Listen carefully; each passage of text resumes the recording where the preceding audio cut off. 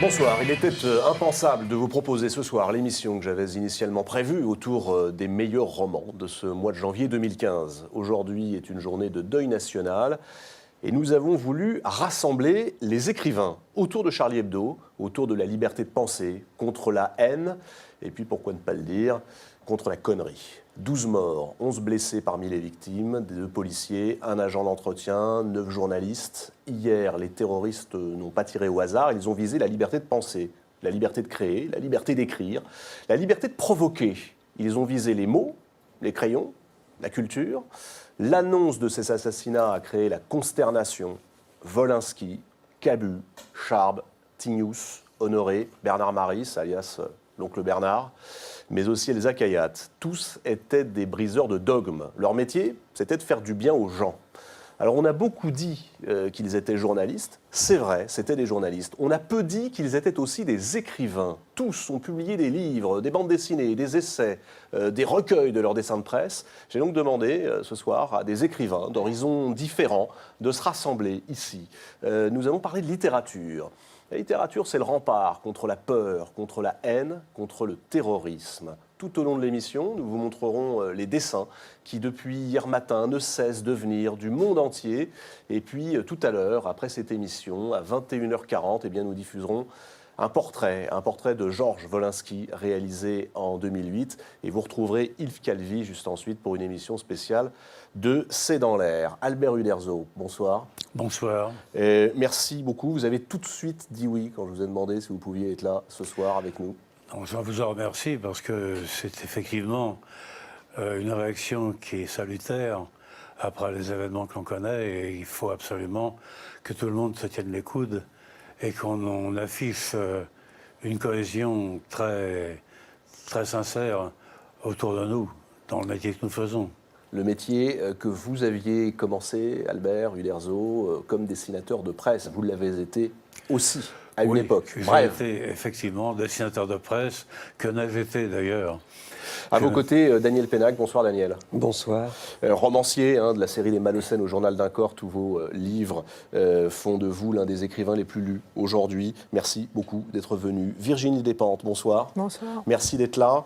Il y a tout juste 20 ans, vous publiez, c'est vraiment en fait l'anniversaire, Baise-moi. Aujourd'hui sort en librairie Vernon Subutex. Je voudrais préciser que je vous avais invité initialement ce soir. Évidemment, on ne peut pas faire cette émission. On va la refaire plus tard, si vous voulez bien, Virginie Despentes. Merci en tout cas d'avoir accepté de rester, d'être là. Je le dis parce que ce livre, pour moi, est l'un des meilleurs de la rentrée littéraire et c'est une cartographie formidable de la France d'aujourd'hui. À vos côtés, Tahar Benjelloun. Bonsoir, Tahar. Bonsoir. Merci d'être avec nous. Prix Goncourt en 1987, c'était pour La Nuit Sacrée. Aujourd'hui, vous êtes membre de l'Académie Goncourt. Votre parole est très importante aussi. Bonsoir, Gérard Mordillat. Bonsoir. Romancier, poète, essayiste, cinéaste. On vous doit l'origine du christianisme, notamment avec Jérôme Prieur, Corpus Christi. Et puis vous avez, là, en ce moment, préfacé le hors-série de Charlie Hebdo, qui est encore en kiosque. Allez-y, le hors-série de Charlie dessiné par Rhys et qui s'intitule « La véritable histoire du petit Jésus ». Rhys qui fait partie des blessés de la fusillade d'hier. Et enfin, Enki Bilal. Bonsoir Enki. Bonsoir. Merci d'être à nouveau avec nous. Vous êtes l'auteur d'une œuvre de bande dessinée visionnaire, depuis la trilogie Nicopole jusqu'à la trilogie du Coup de sang. Voilà, on y est arrivé à ce qu'on n'imaginait pas, totalement, j'imagine. On peut mourir en France parce qu'on écrit, parce qu'on a un crayon, parce qu'on fait des mots, parce qu'on fait des dessins. Albert Uderzo, je me tourne vers vous, qui l'avez traversé, ce demi-siècle avec le crayon au poing. Est-ce que vous pouviez vous imaginer ce qui est arrivé hier ? Non, absolument pas. Vous savez, je suis d'une origine très ancienne, puisque je suis né en 1927. Donc j'ai surtout connu le XXe siècle. Je ne me reconnais pas tellement dans le XXIe, et surtout dans une entrée pareille. Il se trouve qu'il y a une sorte de... Je ne sais pas, c'est pas de la folie, il y a un manque d'humanisme et d'humanité qui vraiment dérange la conscience humaine. Quand on est conscient de certaines choses, on commence à avoir peur. On découvre là des choses qui s'annoncent peut-être encore devoir se reproduire encore. D'ailleurs, la police le dit elle-même, d'ailleurs. Nous ne sommes pas à l'abri, encore ce matin, d'ailleurs, il y a eu encore un incident fâcheux qui n'aurait pas dû exister. Donc, c'est à la fois troublant, et je pense que les clowns que nous sommes, quand je dis les clowns, je parle de moi qui fais du dessin humoristique, comme de nos amis qui sont partis. J'imagine aussi également Tignouz, Oui, Charb, Honoré, exactement. évidemment Cabu. Ils se considéraient comme des clowns. On se sentait à l'abri derrière, on se sent à l'abri derrière ce costume de clown. Et il faut croire que même étant clown, on risque d'avoir des gros problèmes. C'est des choses qui me semblent complètement hors des notions que j'ai connues de mon temps et que je découvre aujourd'hui à l'âge que j'ai. C'est effroyable. Enki Bilal, vous avez, album après album, imaginé ce que pouvait devenir la dérive de la société. Est-ce que ça, vous l'aviez imaginé ? Je l'avais un peu imaginé, mais à une échelle plus universelle, plus planétaire. L'obscurantisme, c'est un sujet qui m'a pris très fortement au milieu des années 90, lorsque la Yougoslavie, pays de ma naissance, a commencé à éclater, à exploser, à imploser.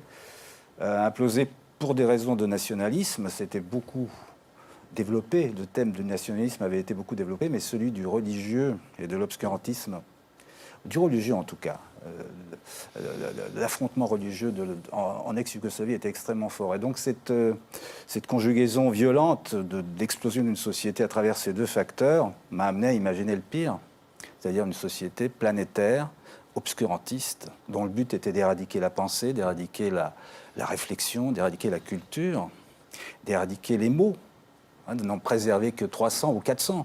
Mais qu'est-ce qui se passe dans la tête d'un écrivain comme vous, d'un dessinateur ? D'un côté, vous avez imaginé ça, vous avez bâti votre œuvre là-dessus, et tout à coup, vous êtes rattrapé par le réel. C'est-à-dire, ce sont des gens que vous connaissez, ce sont des dessinateurs qui étaient vos amis, que vous aimiez. C'est terrible. Et ça se passe là, pour de vrai. Peut-être que je le faisais inconsciemment pour que ça n'arrive pas. Il y a toujours ce côté-là, peut-être, j'en sais rien.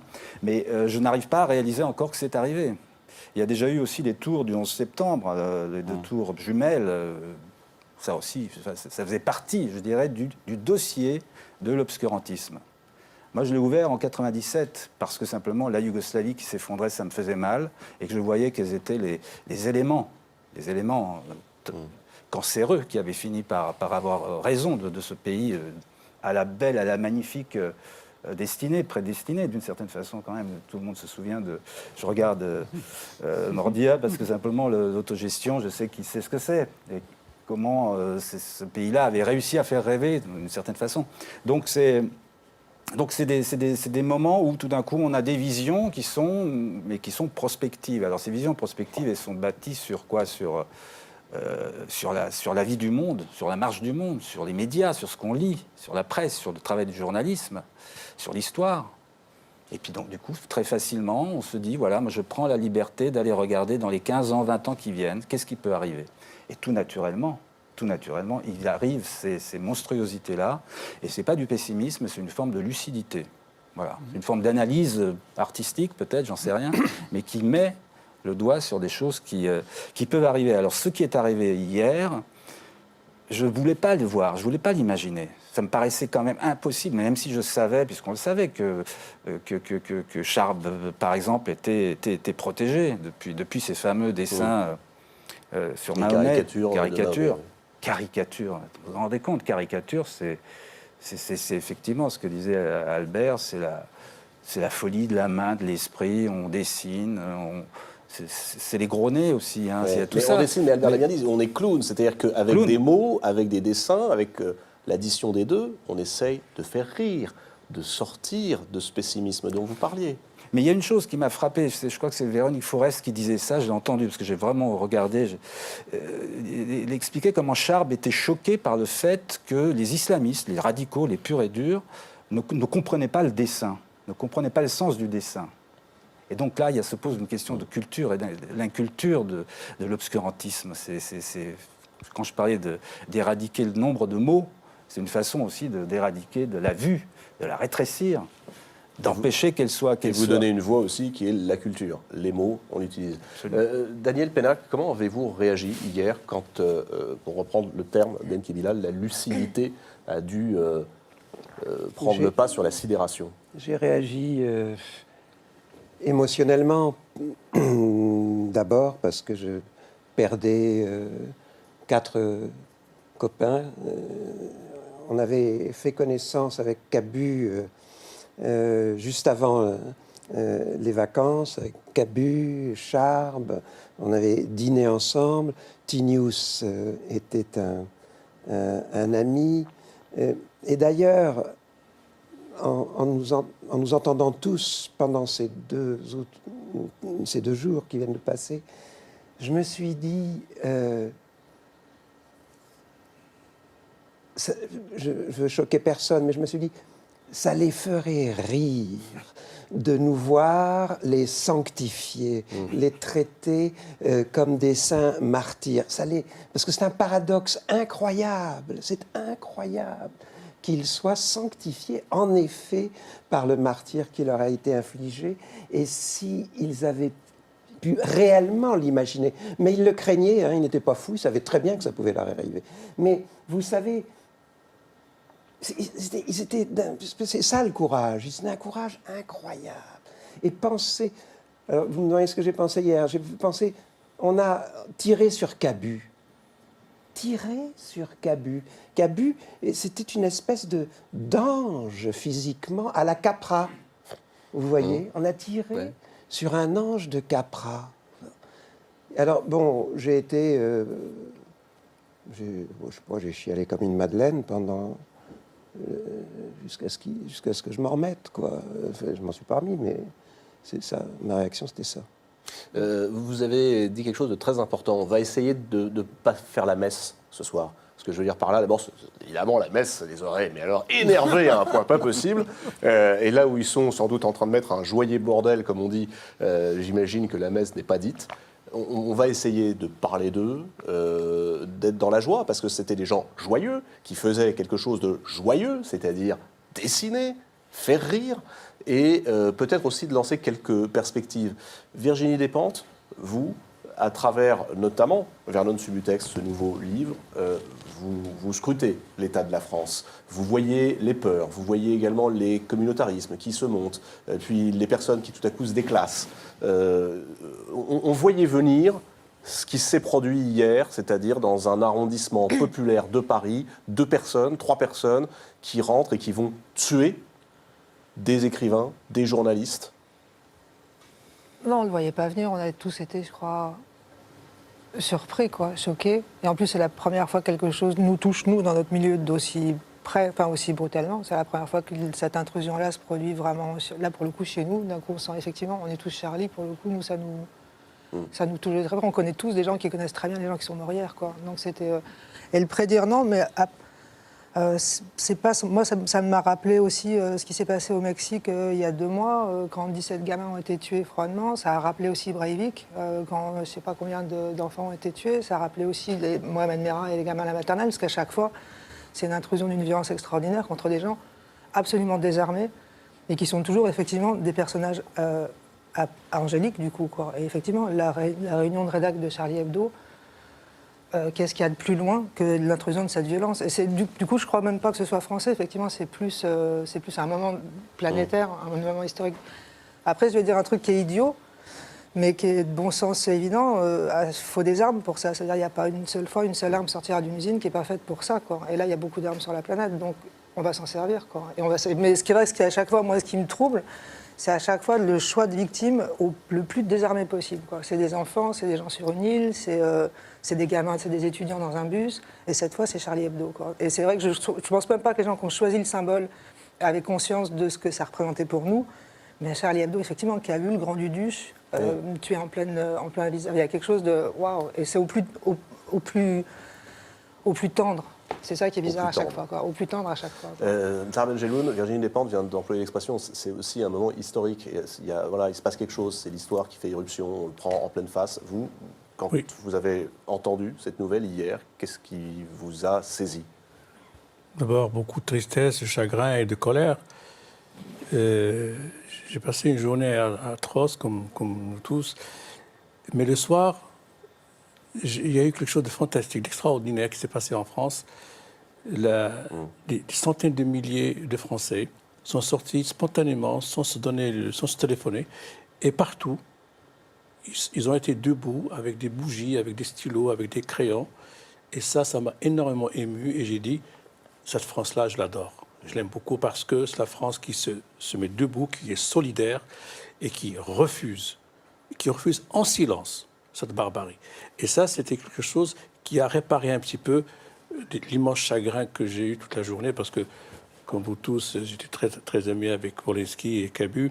J'étais des saints d'eux, on rigolait tout le temps. Enfin, j'étais toujours dans une espèce notre planète, en quelque sorte. Et en même temps, c'était des gens qui connaissaient très bien, je pense particulièrement à Wolinski, qui connaissaient très très bien l'actualité, l'histoire. C'était des sociologues, mais surtout des poètes. C'était des grands poètes parce que c'était magnifique ce qu'ils faisaient. C'était la poésie, il y avait un génie comme ça. Et cette concentration de ces 8 génies qui se réunissaient toutes les semaines, c'est ça ce qu'on a tué. Mais on n'a pas tué la liberté parce que j'ai vu tout à l'heure un journal, il dit la liberté est assassinée. Non, la liberté n'a pas été assassinée, la liberté est là, on va la défendre. La liberté, c'est nous. C'est nous, on va la défendre, on va se mobiliser, on ne va pas se laisser faire. Il faut continuer d'écrire, d'oser.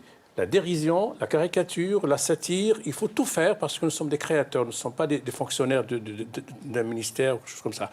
Donc écrire encore plus, bien sûr. Davantage encore. Bien sûr, il y a quelque chose à l'écrire. Vous parliez de poésie, c'est vrai qu'il y a quelque chose d'extraordinairement poétique aussi dans ce surgissement spontané des gens qui, partout en France, même à l'étranger, allument des bougies. C'est presque un acte littéraire, c'est-à-dire qu'on le lirait dans un de vos romans, par exemple. Moi, j'ai beaucoup pensé à ça. Vous qui avez écrit énormément dans vos romans contre, justement, toute forme de renoncement, d'enlisement, d'affadissement de la pensée, tout à coup, des gens arrivent, allument une bougie et se retrouvent par milliers. Et c'est magnifique.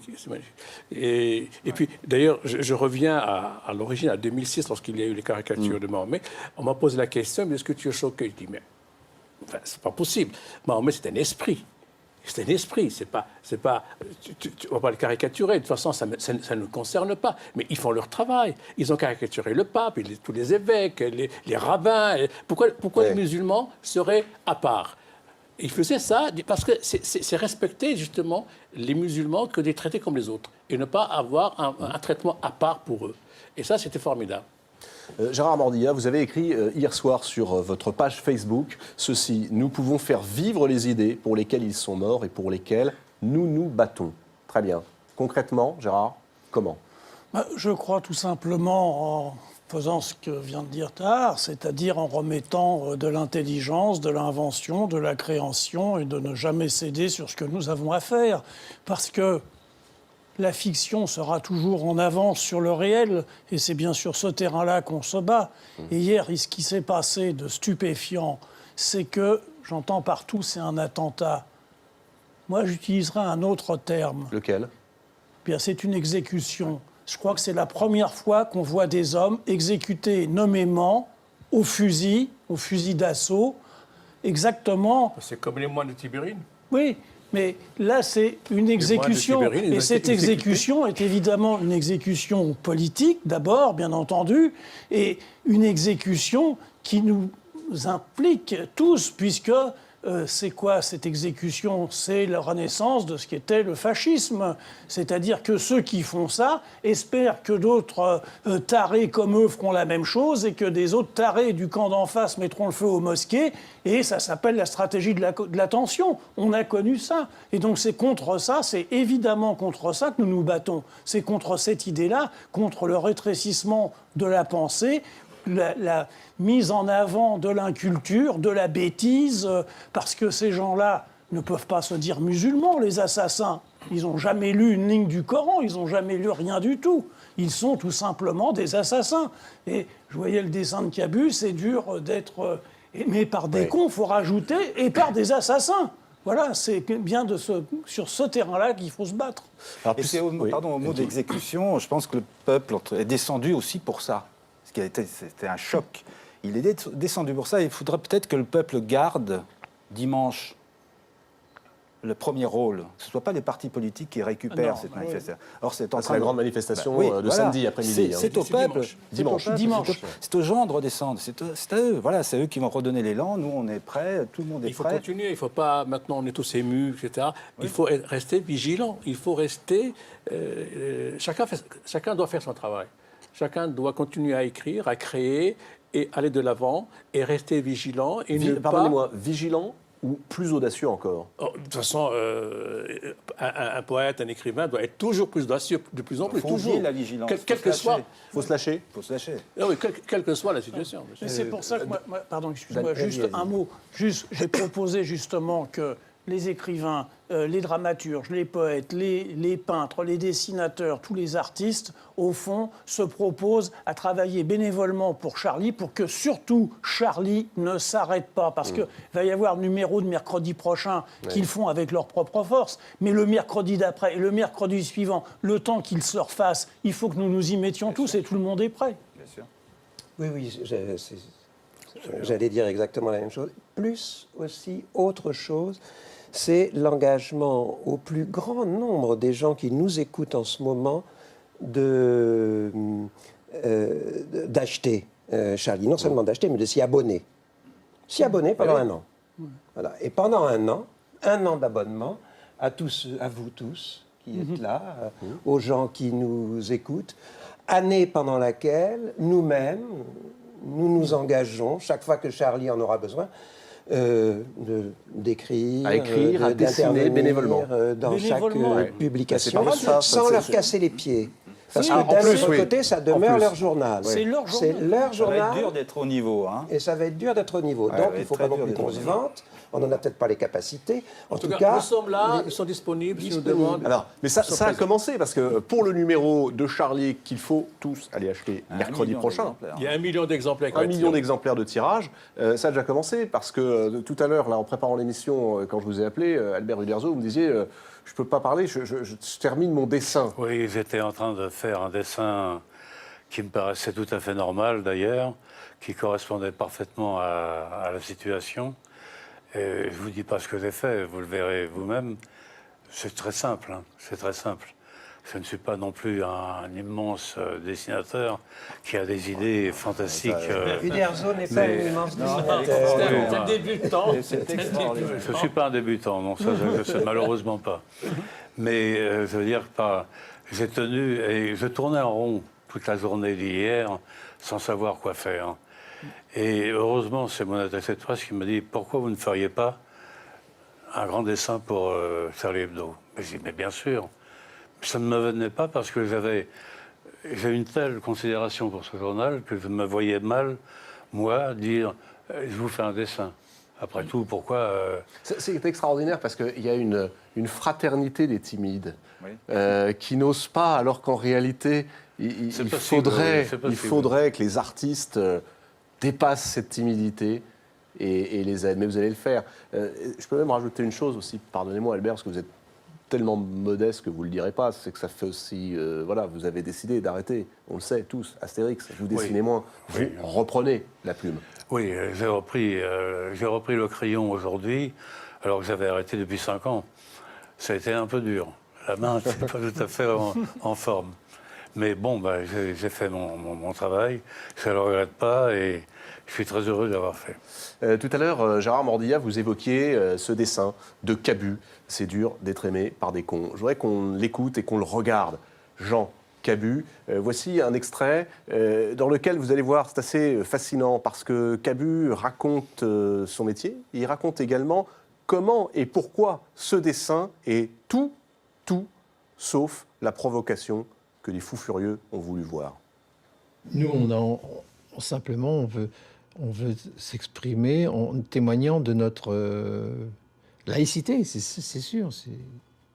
On ne dit même pas... il se trouve qu'on est tous athées à Charlie, bien sûr, mais c'est la laïcité qui nous intéresse, parce on nous prend souvent pour des anarchistes, mais Charlie Hebdo n'est pas anarchiste. Simplement, il est républicain, et les lois républicaines nous suffisent. Souvent, elles ne sont pas appliquées, mais si elles sont appliquées, ça nous suffit.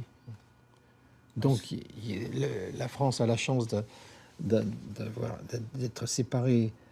L'État est séparé de la religion et depuis longtemps, et on y tient, et on voudrait que d'autres pays le soient aussi. Voilà. À Charlie, on dessine ce qu'on veut. Les limites, c'est les vies privées, mais c'est surtout pas les religions. Parce que pour nous, chaque religion est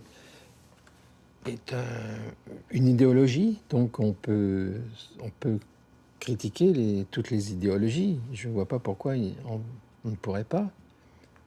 Et c'est ce qu'on continue à faire. Alors, vous voyez, on avait Mahomet débordé par les intégristes. Et j'avais bien pris le soin d'intégrer un morceau du mot intégriste pour pas qu'on découpe uniquement la silhouette et qu'on passe que ça. C'est-à-dire, Mahomet qui dit « c'est dur d'être aimé par des cons », ça veut dire que je me moquais de tous les croyants. Alors que pas du tout, on ne se moque pas des croyants, en général, on se moque des intégristes, vous voyez. Et souvent, malgré tout, vous pouvez voir sur le net, il y a des sites qui reproduisent ce dessin pour dire « voyez, Charlie Hebdo se moque de tous les croyants ». Ce qui est incroyable, c'est qu'il fallait aussi faire cette mise au point. J'ai jamais vu aussi sérieux.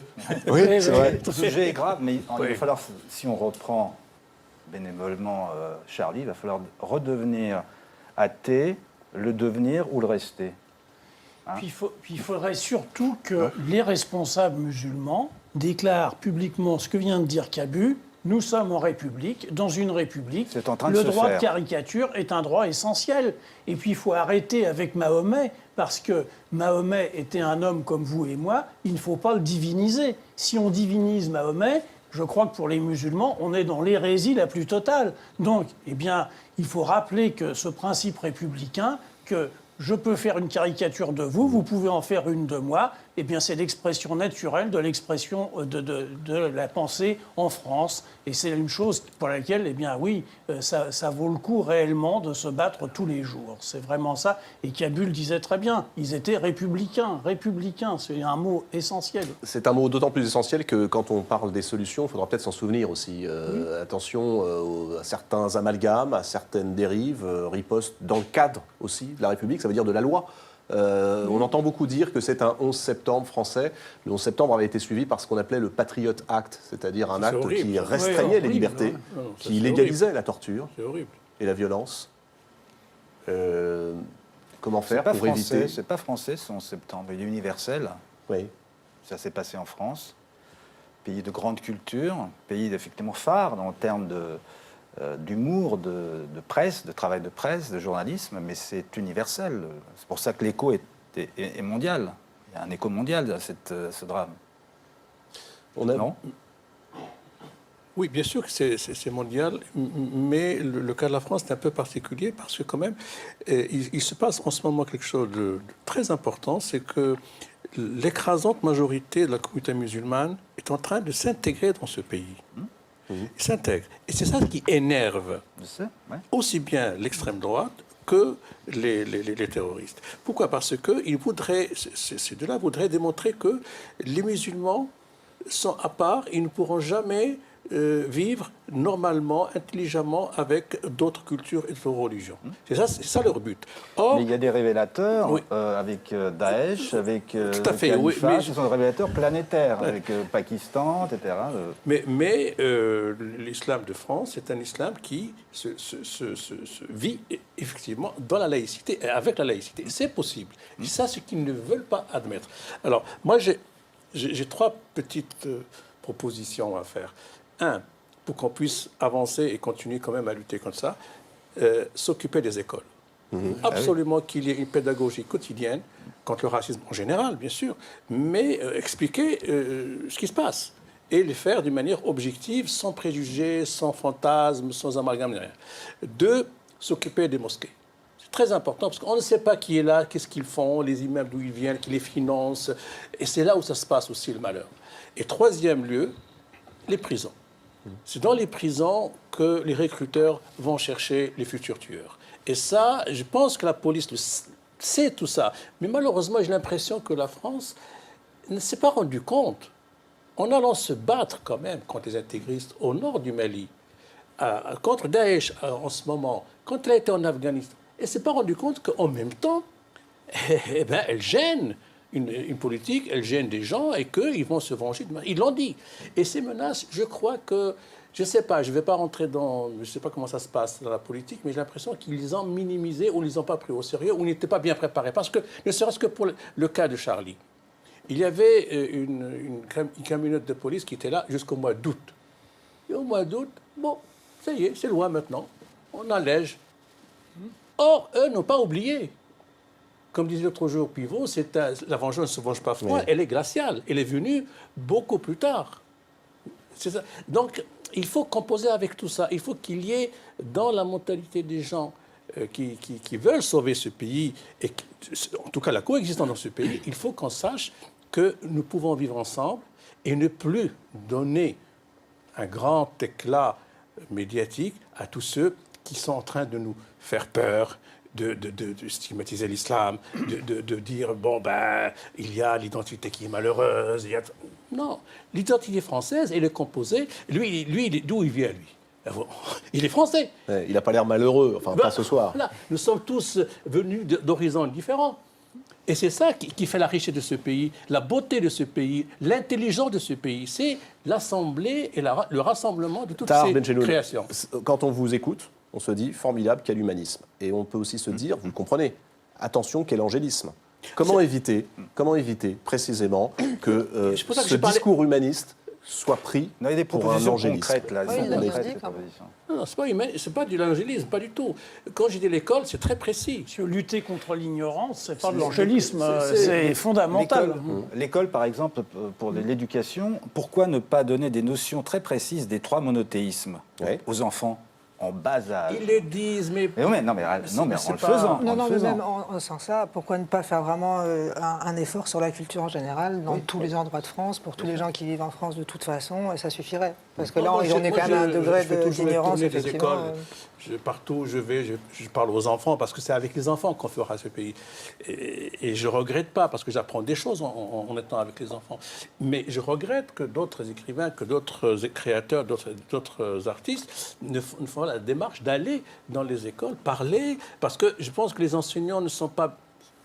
Peut-être qu'il y en a qui sont formés, d'autres qui ne sont pas formés, mais il faut que l'éducation nationale pense à cet aspect très important, que la lutte contre le racisme. Parce que là, Hollande a dit l'année 2015 sera le racisme cause nationale. Ce n'est pas qu'une seule année qu'elle sera cause nationale, c'est tous les jours. L'année de la femme aussi. Mais c'est quoi cette histoire? C'est tous les jours qu'il faut lutter contre la bêtise et la stupidité et l'obscurantisme. C'est tous les jours, ce n'est pas un jour ou une année dans le temps. Mais c'est encore très dur en France de faire aujourd'hui une histoire laïque des religions. Vous prenez les livres scolaires de 3e et vous regardez par exemple le christianisme et vous sautez au plafond devant les âneries qui sont écrites, ça paraît du catéchisme du 19e siècle. Pourquoi? Parce que les profs veulent des certitudes. Alors on nous dit, Jésus est là, il est mort là, il a fait ci, il a dit ça. Mais c'est pas vrai du tout. Ce qu'il faut dire, c'est comment le sait-on? Et ça commence la pédagogie. Il en va de même pour l'islam. On a plus de questions que de réponses. On a des textes qu'on peut interroger et on peut faire cette approche laïque, parfaitement athée, de textes qui sont des textes de littérature et qui sont des témoins très fiables de cette histoire, dans un contexte historique qui nous permettrait justement de montrer notamment comment l'islam procède à la fois de la chrétienté et du judaïsme. C'est la même histoire. On en vient peut-être aussi à ce qui est le cœur de ce que vous faites tous, et puis qui est aussi le cœur de cette émission, c'est-à-dire la littérature, c'est-à-dire la fiction. Plutôt que les dogmes, plutôt que les certitudes, plutôt que les convictions religieuses des uns des autres. Est-ce qu'il ne faudrait pas aussi, puisque vous travaillez auprès des enfants, et que Daniel Pénac, je sais que c'est aussi quelque chose que vous continuez à faire, est-ce qu'il ne faudrait pas aussi utiliser ces armes, c'est-à-dire le rire, les dessins des dessinateurs, les dessins de Wolinski, de Charb, de Tignous, d'Honoré et de quelques autres, qui peuvent permettre peut-être aux plus jeunes, par le biais du rire et de l'humour, d'arriver vers cette littérature? Est-ce que ça marche, ça? Moi, je suis certain que ça marche, que ça fonctionne. Parce que j'ai un exemple qui est un peu décalé par rapport à ce dont nous parlons. Mais regardez, les béatitudes dans l'évangile de Matthieu, heureux les pauvres, etc., etc. Émile Puech, qui est l'épigraphiste de l'école biblique de Jérusalem, nous a fait la démonstration que c'était grosso modo quelque chose comme l'oulipo ou les papous dans la tête. C'est écrit en grec sur un modèle de prosodie hébraïque. Et donc, il faut maîtriser le grec ancien pour se rendre compte que ce grec n'est pas vraiment grec, mais que l'auteur s'est donné une contrainte terrible pour arriver à être dans les pieds exacts de la prosodie hébraïque. Et bien, si on apprend aux enfants qu'il y a cette distance par rapport à la littérature, qu'on peut jouer avec les mots, qu'on peut s'en servir, et que tout est dit dans un seul mot, eh bien, je crois que là, on aura fait un grand pas. Parce que moi, je suis d'accord avec Tahar. Je veux dire, l'éducation me paraît une chose fondamentale. Les prisons, c'est pareil, parce que dans les prisons, on met tous les musulmans ensemble. Hein, on met, voilà. Et, voilà, on fait des ghettos partout où on se trouve. On fait des ghettos dans l'éducation, on fait des ghettos dans les prisons, on fait des ghettos dans les quartiers. Il faut briser tout ça, et la seule façon de briser tout ça, c'est par l'intelligence, par la culture, par la lecture. Apprendre à lire des textes, apprendre à lire des images. On peut jouer avec les mots, venez-vous de dire, oui. Gérard Mordillat. Il y a une tradition quand même française qui va aller, on ne va pas dire de grands mots, mais on peut le dire quand même, ça va de Rabelais à Voltaire, où alors là, c'est égrillard, c'est joyeux, ça fait bander la langue, ça fait sortir de tous les carcans, et puis ça va de Voltaire à Wolinski, et puis ça passe par Bernard Maris. Et ce côté iconoclaste, drôle, ça passe aussi par Wolinski et par Cabu. C'est une tradition française, ça, Daniel aussi, Pénac. On retrouve ça dans nos grands classiques, non? Oui, bien sûr, bien sûr. En vous écoutant, je pensais comme intermédiaire à Ubu. Oui, Jarry, Ubu Roi, ouais. Oui, que j'avais fait, personnellement, j'avais fait jouer à des élèves, à des tout jeunes, qui avaient 5 ou 6 ans. Et qu'est-ce qu'ils font? Alors, racontez-nous. Qui étaient en 5e ou en 6e. Des élèves de 5e, quand vous leur faites jouer Ubu Roi. Ils s'amusent, le père Ubu et la mère Ubu, des phrases à l'emporte-pièce du type, je ne me rappelle plus exactement le texte, mais c'est plus de Pologne. Des côtelettes de rastron à la merdre, voilà. Et de la merdre à la merdre comme dessert. Et oui, enfin, je me rappelle, ils s'amusent aussi, ils avaient conçu des décors. On avait père Ubu et mère Ubu dans un grand lit. Mais comme on jouait dans un gymnase et que la scène était très au-dessus, si on les avait mis dans un grand lit, on ne les aurait pas vus. Alors ils avaient inventé des lits verticaux. Et c'était très difficile de les tenir dans ces lits verticaux. Ils se tiraient pour aller... Ils avaient envie de jouer autre chose tout le temps, d'autres scènes, dire d'autres répliques.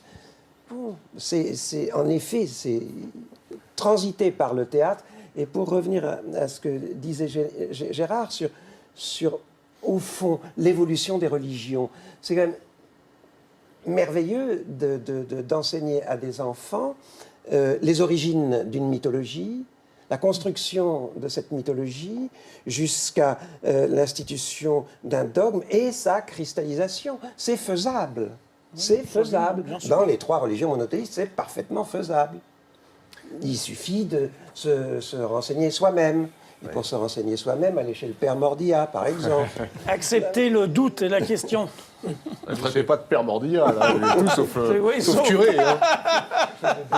Il y a quand même un point aussi qu'on a vu, hélas, à l'œuvre hier. Le rire et la fiction, c'est peut-être ça, les 2 grands ennemis des intégrismes, quels qu'ils soient.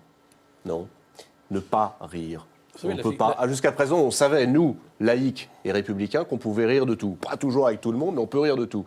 Hier, on a vu que ce n'était pas le cas. La fiction fait peur aux totalitaires.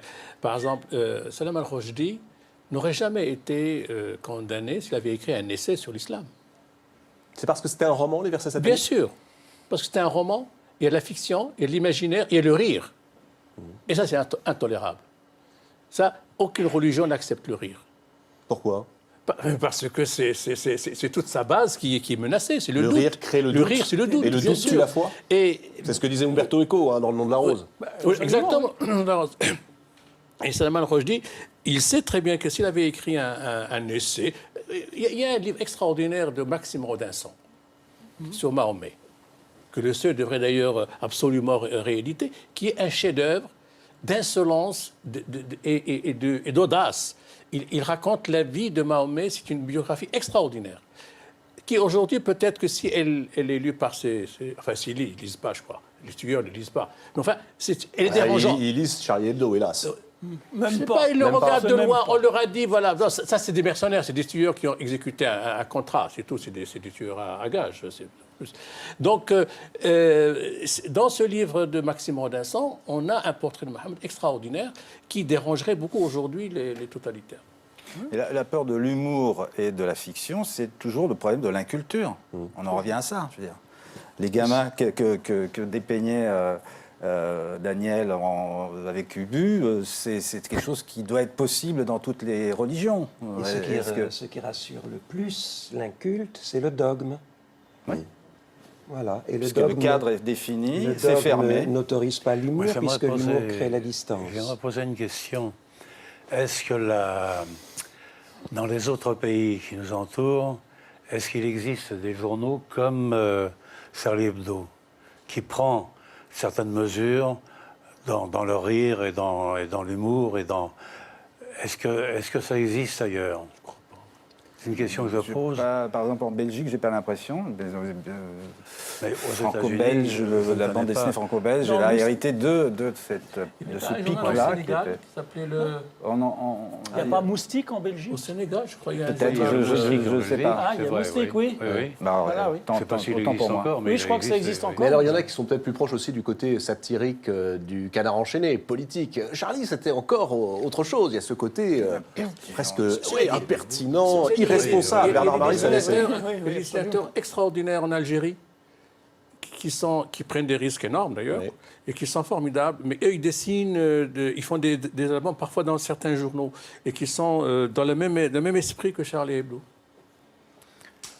Non, mais il faut surtout arrêter cette idée de renaissance du délit de blasphème. C'est une folie totale. Je veux dire, il n'y a pas de blasphème, ça n'existe pas. Je veux dire, il faut lutter contre ça. Il n'y a pas de délit de blasphème. Alors, moi, je suis pour le respect des Gérard religions, mais au sens étymologique. Les en ce moment, à vous distance. préparez une série sur les origines de l'islam avec Jérôme Prieur, votre acolyte. Et vous m'avez montré, il n'y a pas très longtemps, une photo extraordinaire qu'on a là. C'est une photo où on voit, regardez, la voici. Oui, racontez-nous, parce qu'on pourrait croire que c'est aussi quelque chose qui pourrait valoir une fatwa à ses auteurs, mais ça date du XVe siècle et c'est sur un manuscrit perse. Perse, et vous avez en bleu Jésus, qui là on ne voit pas, est monté sur un âne, et en vert Mahomet, qui chevauche côte à côte.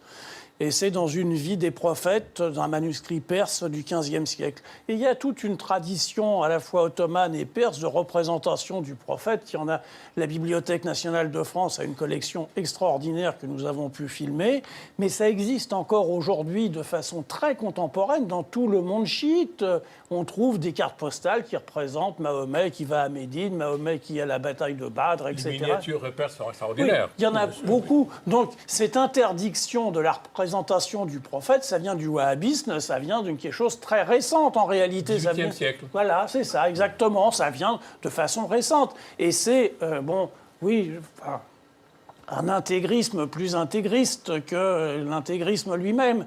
Et encore une fois, je dis, ça me paraît une idée absurde, parce que dans l'islam ne veut considérer qu'une figure divine qui est Allah, et donc les autres, eh bien, ce sont des messagers d'Allah comme Jésus ou comme Mahomet, et puis ce sont tout simplement des êtres humains, c'est pas des dieux. Gérard, il faut rappeler quand même qu'au début lorsque le Coran a été constitué en corpus, il y a eu des débats qui ont duré des décennies sur comment lire le Coran. Alors il y a eu deux tendances. La tendance obscure, obtuse, fermée, littéraliste, c'est-à-dire au pied de la lettre, et la tendance symbolique et plus ouverte, et ce sont les littéralistes qui ont gagné. Oui. Au bout de 3 siècles, ce sont les littéralistes qui ont gagné, et nous retrouverons ça au XVIIIe siècle avec Mohammed Abdel Wahhab, le saoudien, qui va mettre la sharia comme le socle de l'islam. Et dans tous les pays du Golfe, suivent la sharia aujourd'hui. C'est le système wahhabiste qui est le plus dur. C'est le plus dur de tous. Oui. Et nous en sommes là, parce que ce qui s'est passé il y a 12 siècles, eh bien, les conséquences sont aujourd'hui. Parce que si les philosophes, disons, de lumière avaient gagné la partie, nous serions dans un islam de lumière. Mais je ne crois pas que notre problème de ce qui s'est passé hier soit l'islam, quoi, quand même. C'est quand même une version de l'islam Non. bien particulière et on ne peut pas tellement la confondre avec l'islam Ouais. parce que c'est quand même, ça a été un peu particulier, quoi. Et là, c'est des caricatures, mais c'est surtout c'est une psychopathologie politique, quand même. C'est pas, si ce n'est pas les caricatures, ce sera autre chose. C'est-à-dire, quand on veut s'introduire par la force et terroriser les gens, si ce n'est pas les caricatures, ce sera autre chose. Et je pense qu'un des symptômes de la terreur, c'est qu'il faut comprendre qu'elle doit être absurde. Non, Dans mais n'importe quel système fasciste, il y il a faut des rester choses, bien absurde. sûr, qui nous renvoient à ça. Parce que mais c'est par pas exemple, l'islam. La représentation du prophète, je pense, pour plein de musulmans, ça a été un problème, mais pour autant, ils ne vont pas débarquer à Charlie Hebdo et tuer qui que ce soit. C'est là, on ne peut pas glisser vers mais l'islam d'un coup. la comme si c'était le sacralisation problème, de la lettre du Coran renvoie à un monde figé, ça c'est une chose. Et puis quand les musulmans ont été vaincus en Occident, les oulémas ont décrété une chose terrifiante qui pèse sur nos consciences aujourd'hui, qui est la fermeture des portes, c'est-à-dire l'interdiction de l'étude. Alors que l'islam était, au fond, la religion la plus ouverte sur la philosophie, la médecine, ça a les été arts, ce qu'on la appelle poésie, les etc., seuils des etc., Lumières. il n'a fait que se refermer. Ceux dont nous parlons aujourd'hui, de ceux qui se réclament de l'islamisme intégriste, mais c'est, alors là, pour le coup, réellement une caricature, une telle réduction de la pensée qui est ramenée à des slogans, et ces gens sont tout simplement des ignorants criminels. Et tout a commencé avec Khomeini de toute façon. Enfin, vraiment, pour les temps modernes, 78, ça a été une date horrible parce que Khomeini a dit, tranquillement, lorsqu'il est rentré en Iran, l'islam est politique ou n'est pas. C'est-à-dire que l'islam doit s'engager dans la politique, faire de la politique, devenir une idéologie et non plus une spiritualité. Alors ça, c'est pour la partie très claire sur la religion et la spiritualité. Il y a une autre dimension dont on parle énormément, dont on entend énormément parler, notamment chez les jeunes depuis hier, c'est le mot peur. La peur de vivre ensemble, la peur des communautés, la peur des communautarismes, la peur tout simplement peut-être pour certains aussi d'être dans l'expression de leur art. Jusqu'où est-ce qu'on va? Comment ils vivaient d'ailleurs, puisque vous les connaissiez, Wolinski, C'était un grand bourgeois, le confort, le cigare, le bon vin, c'était merveilleux. Pas dans la peur. Pas dans la peur. Non, mais c'était... Il vivait au jour le jour, il rit. Ouais. Non, puis c'est des gens tellement... Des bons vivants. Un type comme Honoré, qui est la gentillesse même, la Ouais. douceur même, l'intelligence, enfin... et pareil, Charb, qui était un type exceptionnel aussi de lucidité, d'intelligence, qui vivait avec beaucoup de courage, parce que chaque fois qu'il venait à la Protégé, maison, hein, qu'on s'il l'a, était- il voilà. avait toujours ces deux servait à rien. filets qui étaient là. Bon. Oui, il faut imaginer quelqu'un comme Tinius, par exemple, que j'aimais beaucoup, qui était un ami qui, entre parenthèses, avait 4 enfants jeunes, et Chloé, sa femme, qui sont maintenant seuls. La dernière fois que je l'ai vu, c'était en décembre, début décembre. Il était venu me chercher parce qu'il voulait que je lui fasse un scénario d'un film, d'une bande dessinée sur un panda. Sur un panda. Panda, Tinius. Écoute, je m'intéresse au panda, je veux que tu me racontes une histoire sur un panda. Et on était à table et j'ai commencé à lui raconter une histoire sur un panda que j'écrirai pour lui d'ailleurs. Mais ça a commencé comme ça.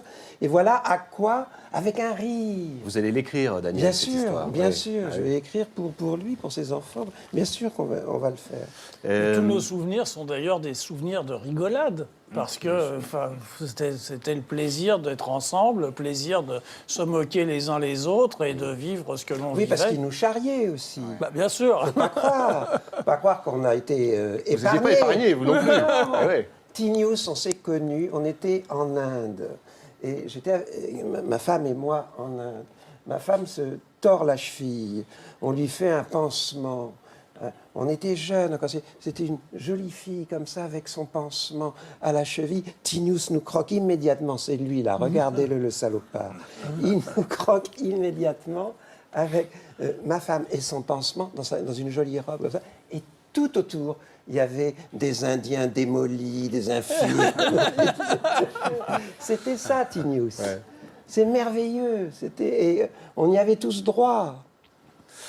Comment vivait-il avec la peur? C'est une question j'avais posée à Georges Wolinski il y a quelques années, en 2006. Écoutez sa réponse. D'abord, je voudrais qu'on voit Georges Wolinski et vous allez l'écouter. Oui, on parlait de la peur. Il en parlait surtout très très bien. C'était sur Direct 8 dans une autre émission qui s'appelait Les Livres de la Vite. Regardez-le, Georges Wolinski. Nous sommes des déconneurs. Nous sommes des déconneurs. Nous regardons la réalité et nous nous moquons de notre pauvre destin. Moi, j'ai qu'une définition sur les humoristes. Je l'ai dit une fois et je crois qu'elle est bonne. Un humoriste, c'est quelqu'un qui est seul et qui a peur. Oui. Pourquoi nous avons peur? C'est parce que nous croyons en rien et que nous ne respectons rien. Donc, forcément, nous n'avons pas, comme certaines personnes, le refuge de la religion ou des traditions, des choses. Nous sommes seuls. Seuls avec notre feuille de papier. Seul, Super. pas seul ce soir. Je voudrais qu'on parle aussi un peu de Wolinski, écrivain Wolinski, parce que auteur de pièces de théâtre également, une centaine d'albums, Grand Prix à Angoulême, et puis collaborateur de Charlie, mais collaborateur de Libé également, collaborateur de Paris Match. Il avait l'infidélité dans le sang finalement, professionnel évidemment. Bien sûr. Paris Match, ensuite Joie du dimanche. JDD aussi. Ouais. Les JDD, oui. Écrivains, ce sont des écrivains aussi, ces gens, Daniel Pénac, qui utilisent la plume avec À la le fois, ils pinceau. sont écrivains en ce sens qu'ils écrivent des textes, et aussi ce qui me frappe chez tous les dessinateurs, c'est dans leur style lui-même. Le dessin lui-même est une écriture où on les reconnaît. Je reconnais Enki dans ses dessins. Je reconnaissais Tinius dans ses dessins. Il y a quelque chose, c'est absolument comme un style, comme le son d'une voix. Comme il y a une création. Donc le style, c'est l'homme, plastique. c'est valable aussi pour le dessinateur. C'est absolument valable pour les dessinateurs. le style, J'avais c'est l'homme. reconnu Reiser. Je lisais bien sûr ces dessins extraordinaires. Et le jour où je l'ai rencontré, j'ai dit, c'est incroyable, tu ressembles à tes dessins. Parce qu'il y a quelque chose de lui qui passait dans ses Oui, dessins. bien sûr, bien sûr. Mais la Reiser. peur dont parle Wolinski, moi je la en tant que dessinateur, mais pas dessinateur de presse, pas dessinateur politique, je la ressentirais moi à sa place. La peur du quotidien, c'est-à-dire le dessin quotidien, être à l'affût de l'actualité. Moi, je ne pourrais pas faire ce métier-là. La trouille ça, tous les c'est jours, un- recommencer. Ça doit être un discipline stress effroyable. terrible. Nous, c'est très confortable. On est lancé sur des grands récits, on a le temps de Il avait des angoisses quand même. Je me souviens la veille. Voilà, Et je pensais qu'à un moment, qu'il parlait de cette peur-là. Je vais rentrer. Alors, Il avait cette peur-là, hein. Chercher l'inspiration en se baladant boulevard Il a Saint-Germain. signé- En Angoulême, parfois, il disait il faut que je fasse le dessin pour le JDD. Il se mettait sur un coin de table dans un bistrot et puis il se prenait la tête. Non, mais il y a cette peur-là aussi. C'est pas un métier facile pour eux. C'est très dur, ça. Ouais, très très dur. Parce qu'il y avait pas de repos. Il fallait absolument servir un journal et puis essayer d'avoir le talent qu'on attendait d'eux. On vit avec un doute en permanence oui, aussi. eh quoi. oui, C'est- oui.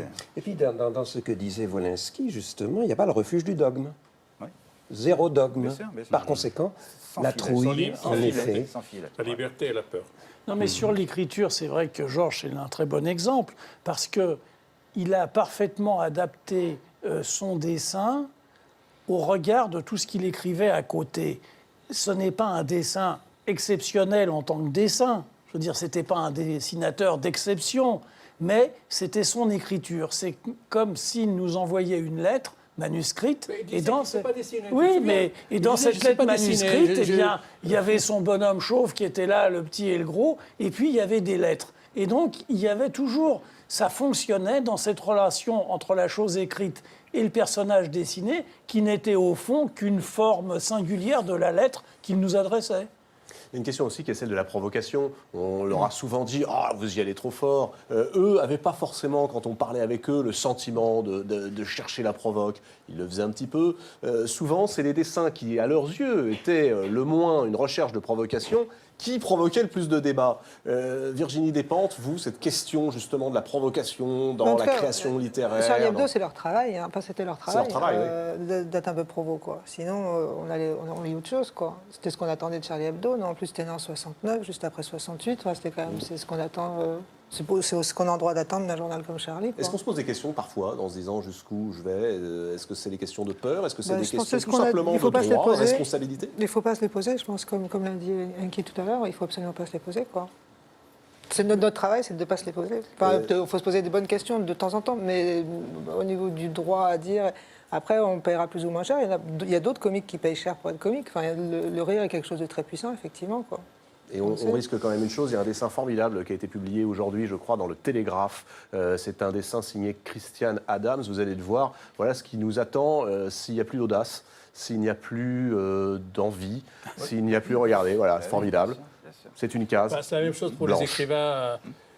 S'ils se censurent, il y aura des pages blanches, simplement. Il n'y aura plus rien. Non, l'audace plus maintenant, après ce qui vient d'arriver, que... Ça veut dire encore plus de caricatures? Ah oui, de caricature, d'audace, voilà. De création, tout de création, simplement. absolument. Et je ne crois pas, moi, je n'ai pas le souvenir ni de Charb, ni d'Honoré, qui que ce soit, ayant fait un dessin en disant « je vais provoquer » ou « je vais faire de la provocation ». Il faisait ce qu'il pensait devoir faire et il le faisait. Alors c'était perçu par certains comme une provocation, mais c'était jamais fait dans l'idée de provoquer, ce qui aurait d'ailleurs sans doute tombé à plat, parce que... Quand on veut le faire, ça ne marche pas. Ça marche Mais c'est pas. peut-être plus l'esprit d'Harakiri, ça, la provoque. Hein. Oui, mais en Peut-être même plus. temps... Alors que le Charlie s'est pris le discours politique, le regard, l'espèce de sévérité. Je voudrais qu'on dise un mot sur Charb, parce qu'il me semble qu'il était à la fois un formidable dessinateur qui captait très bien l'air du temps, mais il y a aussi un moraliste en Charb, au sens de ce qu'on aime bien. Vous savez, cette vieille tradition française littéraire de la maxime. Il avait publié, Charb, il y a 2-3 ans, un album qui s'appelle le Dico Sarko, rassurez-vous, c'est tout à fait valable sous Hollande aussi, dans lequel il épargnait personne. C'était des définitions littéraires. Par exemple, des mots, un nouveau dictionnaire, le mot mourir, le verbe mourir. Définition, Daniel, du verbe mourir. Par Charb, Par Charb, mourir, 2 points, ne plus passer à la télé. Le problème, c'est qu'il est con parce qu'il ne passera plus et ça nous embête beaucoup. Qu'est-ce qu'ils peuvent faire, les écrivains? La responsabilité de l'écrivain, le rôle de l'écrivain aujourd'hui, est-ce qu'il vous semble être de plus en plus important? Est-ce qu'il va falloir que, justement, on se saisisse du réel et de la société à bras-le-corps dans la fiction? Mais moi, je crois que le rôle de l'écrivain, il est là essentiel, dans la mesure où les écrivains sont capables de dire le réel, alors que la parole politique est très largement disqualifiée et inaudible, et d'un autre côté, toute une partie de ce qui est la presse est dans la suggestion de grands groupes financiers liés à la banque, au bâtiment ou à l'armement, et donc la parole, si elle n'est pas réellement censurée, est au moins largement contrôlée. Donc, les romanciers, les poètes, les dramaturges, etc., peuvent dire le réel, selon la fameuse définition de Lacan, c'est ce qui ne va pas. Eh bien, c'est ça notre tâche. Et il y a, moi, un petit apologue que j'adore parce que ça résume pour moi exactement ce que nous devons faire. Ce petit apologue est le suivant. C'est un juif très riche, très bien de sa personne, qui tous les jours se regarde dans un miroir et se trouve très beau, très riche, très bien de sa personne, plein d'humour, etc. Et puis un jour vient un rabbin qui efface le teint du miroir. Et soudain, ce juif très beau, très riche, très bien de sa personne, découvre la réalité du monde. Bien, je crois que tous ceux qui sont ici et tous ceux qui soutiennent ce qu'avait fait Charlie, c'est ça notre tâche, c'est d'effacer le teint et de faire voir la réalité du monde. C'est une belle définition de ce que doit être le travail, effectivement, des écrivains, des dessinateurs. Continuer, Et puis aussi l'examen des mots. Un des mots qu'on a le plus souvent entendu entre hier et aujourd'hui, dans les commentaires, parce que le problème des tragédies, c'est le commentaire. Après, il y a le commentaire. Et dans ces commentaires, le mot que j'ai entendu le plus, c'est le mot « ensemble ». Il va falloir vivre ensemble, il va falloir apprendre à vivre ensemble, il va falloir se remettre à vivre ensemble. Et je suis absolument scandalisé par cet adverbe dans cette occurrence-là. C'est absolument incroyable que des gens tranquilles comme ça vous disent, que je vous dise, moi, bon, mais maintenant, mes enfants, il va falloir apprendre à vivre ensemble. Ça suppose, cet adverbe tel qu'il est employé là, que l'ensemble, c'est moi. Je me considère comme un ensemble et avec des petits ensembles. Tahar est-il du même ensemble que moi? Est-ce que par hasard Tahar... C'est ce mot pas mal. Oui, bien sûr, c'est bien sûr. Ça. Et c'est absolument honteux. Compte tenu que nous formons par exemple ici un ensemble, mais également dans nos classes, quand on est prof, un ensemble, également dans la société, un ensemble. Et les gens auxquels je pense, moi, en ce moment, c'est précisément les musulmans qui ont été frappés hier par cette action et qui sont maintenant coincés entre deux abominations, avoir des tueurs d'un côté qui tuent les gens, qui assassinent les gens en leur nom, mais avoir de l'autre côté une espèce de consensus qui leur dit à demi-mot, vous savez, maintenant il faut apprendre à vivre ensemble. C'est une honte. Eh bien, vous savez ce qu'on va faire, Daniel? L'acception du mot ensemble, tel qu'on l'utilise en ce moment, est une honte. Et je vous propose quelque chose. On met tous de côté les mots des politiques, on les oublie, et écoutez-les, on garde les mots des écrivains et des dessinateurs. Audace, poésie, littérature, fiction, rire, et on continue. Satire. Satire. Il y en a d'autres, on pourrait faire la liste. Voilà, on arrive à la fin de cette émission. Pour la première fois, je ne vais pas présenter les livres de mes invités. Je vais présenter les livres de ceux qui ont été assassinés hier. Allez-y, lisez. Lisez La véritable histoire du petit Jésus, le hors-série de Charlie, préfacé par Mordilla, écrit par Rhys. Lisez évidemment jusqu'à mercredi prochain Charlie Hebdo. Si vous devez lire Houellebecq, commencez par Charlie. Et puis mercredi prochain, tous en kiosque, parce que ce sera le nouveau Charlie. Lisez. Ah, j'ai quelque chose de formidable pour vous. C'était un type très doux, Philippe Honoré, qui collaborait au magazine Lire depuis 1983. N'achetez plus de cartes postales, s'il vous plaît. Achetez ces 3 volumes. Ce sont les rébus d'Honoré en carte postale. Vous allez voir, c'est formidable. C'est-à-dire qu'au lieu d'envoyer une carte postale un peu anonyme, vous allez prendre les rébus que dessinait Honoré. C'est des rébus littéraires très très drôles. Et vous les décrochez, vous voyez, comme ça. Et puis, vous écrivez ce que vous voulez, vous le postez, et ça part. 3 volumes, c'est publié aux éditions Arléa. L'oncle Bernard était un fou de littérature, un anticonformiste, mais aussi un fou d'écriture.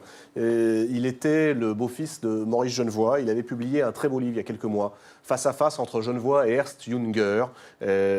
C'est aux éditions Grasset. Et puis il y a son anti-manuel. Alors ça fait plaisir à tout le monde. C'est le livre le plus politiquement incorrect pour commencer l'économie. L'anti-manuel d'économie d'Oncle Bernard. C'est chez Bréal. Elsa Kayat avait publié il y a quelques années Le désir et la putain. C'est pour tout savoir sur la sexualité masculine. Virginie. Preneuse. Preneuse, allez. Voilà, c'est chez Albin Michel.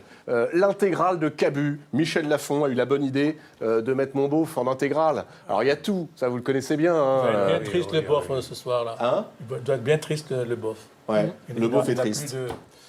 Et puis, chez Vent d'Ouest, il y a l'intégrale du Grand Duduche. Vous vous en souvenez, ça, Albert, quand il est venu vous présenter ses planches? Je l'ai connu comme ça, moi.